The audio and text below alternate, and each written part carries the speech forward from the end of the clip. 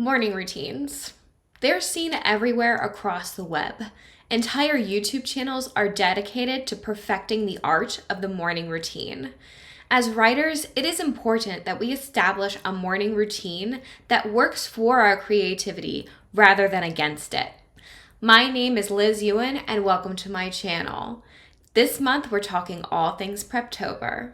Before you even begin planning for your morning routine, it's important to note that every writer should begin their day with writing first thing in the morning.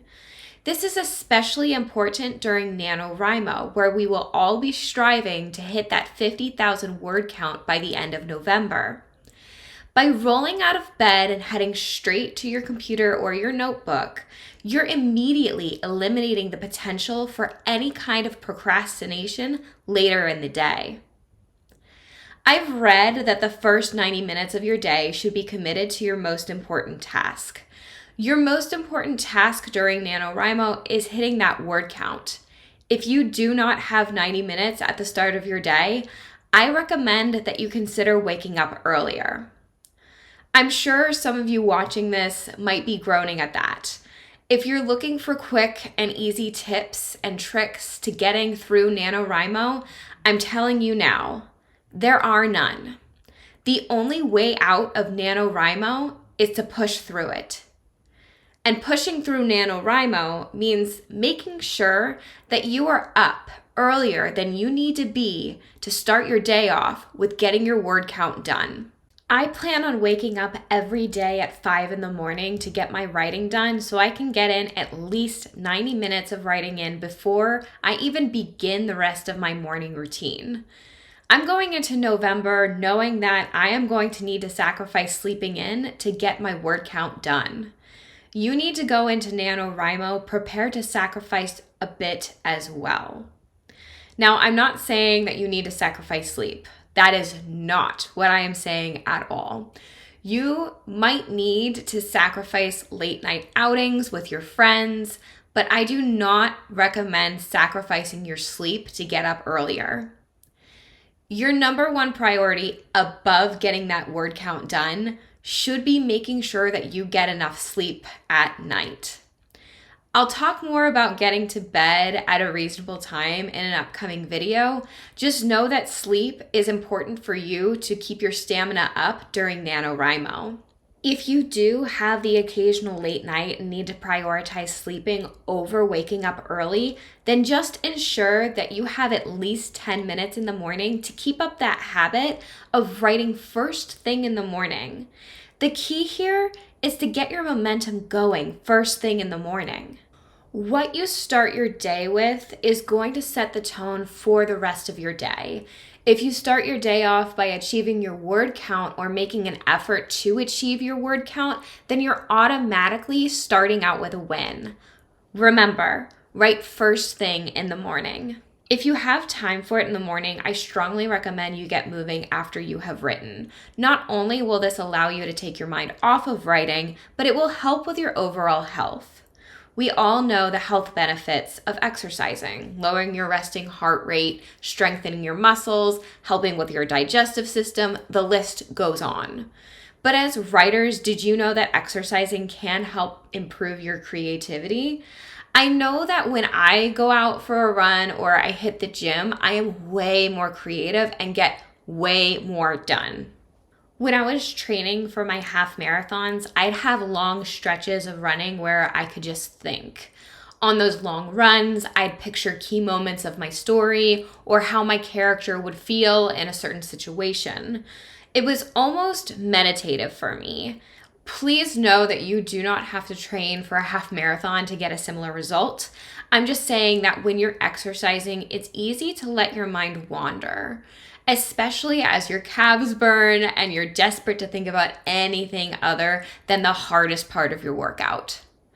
Moving is also extremely important because so many of us have sedentary jobs.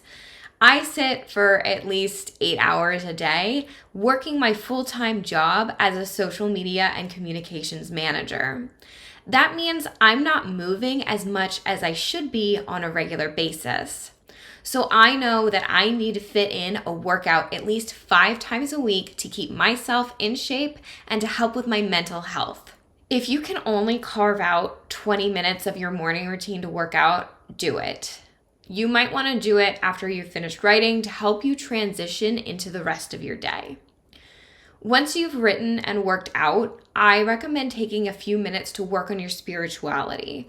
Whether that's a meditation or opening up a prayer book, you should be focused on getting in touch with your spiritual self. If you have time to do Tony Robbins' priming exercise, definitely do that. It's a 15-minute visualization that can help you hone in on your goals and get you in touch with what you really want out of life. In addition to feeding your soul, make sure you feed your body with a healthy breakfast. Grab some protein, a fat, and a carb to get your day started. I like to make myself a protein smoothie or a bagel with spinach, egg, and cheese in the morning. These types of meals are quick and easy and allow me to focus on other things in the morning. Okay, so you've written, you've worked out, you've worked on your spirituality, and you've fed yourself. Now it's time to get presentable. For the longest time, I did not wear makeup during the day. I would wake up, shower, not dry my hair, and then go to work or school in a frumpy outfit. My nails would be short and bitten down to the nubs. I would feel tired and worn down and exhausted all of the time. And you know what? I looked and I felt awful. Eventually, I read Steve Harvey's Act Like a Lady, Think Like a Man. There's a chapter in there that talks about making yourself presentable.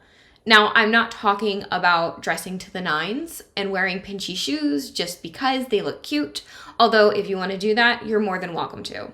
Go for it.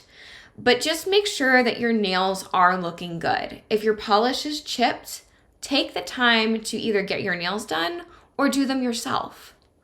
Put on clothes that make you look and feel good. Tidy up your hair and fix your makeup. Take pride in your appearance, not because you want to impress anyone, but because you love yourself enough to dress up. Making yourself presentable is also a way of honoring your writing. If you show up to write your novel in junky sweatpants and a hold hoodie, what message are you saying to your writing? You're telling your writing that you do not believe in it, you do not value it, that it is not worthy of your time to dress up for it, that it is going to be a side hustle and nothing more than a side hustle. I'm sure that we've all heard the saying, dress for the job that you want, not the job that you have. If you dress dowdy when you write, are you really dressing for the job that you want? Even if you're like me and are planning on working out after you write, make sure that the sweatpants that you wear are nice looking. The hoodie that you wear, not hold, that's for sure. And your hair should be neat and tidy. And after you're done writing and you've completed your workout, take a 5-minute shower and spend 15 minutes putting on lotion, doing your hair, and applying makeup. I'm worth it, and so are you. So take pride in your appearance and make sure you have time in your morning routine to dress yourself up. Your writing will reflect it. If you haven't already planned out your day in full, I recommend planning out your day after you've gotten ready. It's also a great time to check off your writing goals if you manage to write that morning. Write down your top 10 goals, check off the ones that you accomplished in the morning, and take a look at your day ahead. I talked about planning out your day in an earlier video, so I won't get too detailed here, but essentially, map out your day according to your needs and your current situation. Know where you are and where you need to be and make the appropriate changes. Whatever your morning routine looks like, make sure that it suits your needs. Let me know in the comments section below if this was helpful and what you want your NaNoWriMo morning routine to look like. That's all for me. Thank you so much for watching. If you found this video helpful, please give it a thumbs up and consider subscribing to my channel. Bye, y'all!